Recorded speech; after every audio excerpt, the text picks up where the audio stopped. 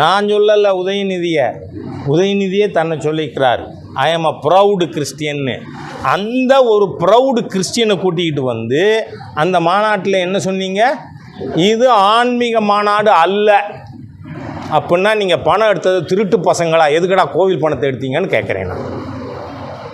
அப்போ கேஸ் யார் மேலே போடணும்? சேகர் பாபு மேலே போடணும்.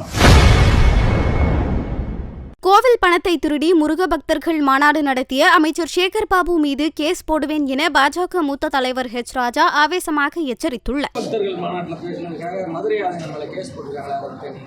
நான் என்ன சொல்கிறேன், முதல்ல நீங்கள் கேஸ் போடணும்னா கோவில் பணத்தை திருடி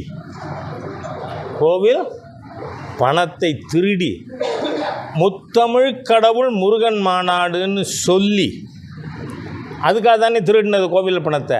ஆனால் அந்த மாநாட்டின் இறுதியில் இந்த சனாதன ஹிந்து தர்மத்தின் விரோதி எ ப்ரௌடு கிறிஸ்டியன், நான் சொல்லலை, தயவு பண்ணி இங்கே கவனிங்க, நான் சொல்லலை உதயநிதியே தன்னை சொல்லிக்கிறார்.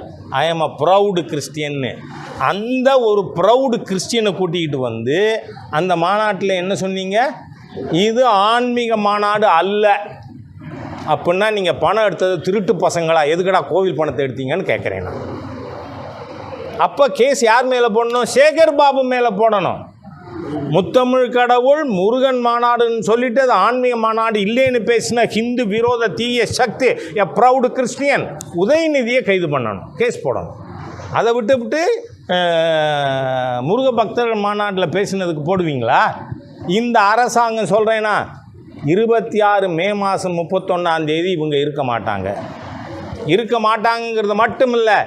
Today I go on record, Dravida Munnetra கழகத்தில் இருக்கின்ற அத்தனை ஊழல் அமைச்சர்களும் கம்பி எண்ணுவான் 26 மேக்கு அப்புறம். அதனால் அதிகமாக இந்துக்களை சீண்டி பார்க்க வேண்டாம் என இந்த ஹிந்து விரோத தீய அரசை எச்சரிக்க விரும்புகிறேன்.